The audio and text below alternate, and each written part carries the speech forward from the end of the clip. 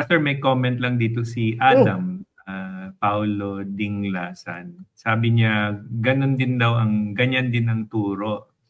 Siguro he's referring to yung turo with regards to hindi masisave. Hindi ko maintindihan kung anong ibig niya sabihin.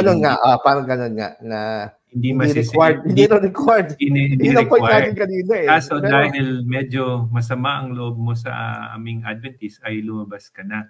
So, clarify niyo lang po. Okay, kung ang ibig niya sabihin ay ang turo ay hindi required ang Sabbath, keeping to be saved, at saka kasama na doon siguro yung pagkain din, no?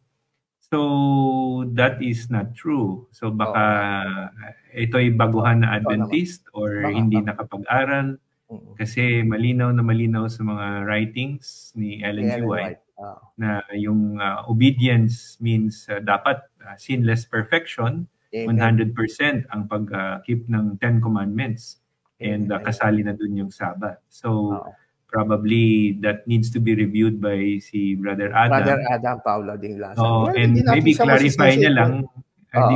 Hindi ko lang maintindihan. Well, siguro yung sinasabi niya na pareho lang daw na tinuturo sa Seventh-day Adventist at kaya lang daw ako umalis, nagtampo ako. Yun ang personal na Hindi natin siya mabiblame doon kasi baka yun ang naririnig din niya sa iba na sinasabi. Pero bilang isang totoong may takot sa Diyos, Brother Adam pa naman pangalan mo, unang taong likha ng Diyos na perfect.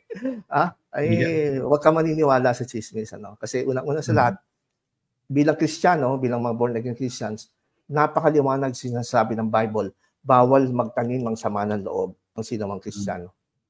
Bawal magtanim ng galit.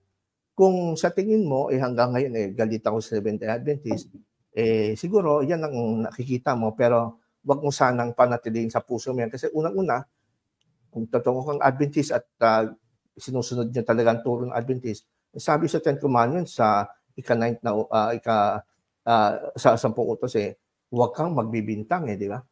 Huwag kang magbibintang o huwag kang sasaksi sa hindi katotohanan. Okay? Hindi ako nagtatampo.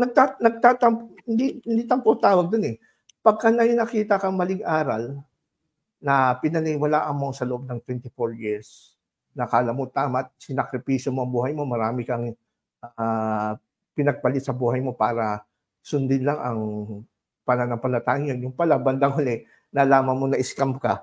Anong pakiramdam ng isang na-scam? Hindi ba nakakatuwa ba yung na-scam ka? Of course, hindi. So, hindi ka ba makakaramdam ng tampo? Of course. Pero ang kinatampuan ko, hindi tao. Mahal ko kayo. Ang kinatampuan ko po, yung turo kasi ay hindi sang-ayon sa Bible. Yun po, Brother Adam. Pero anyhow, welcome ka. Salamat sa iyong honest na comment, no? Kasi at least honest siya. At welcome ka magtanong.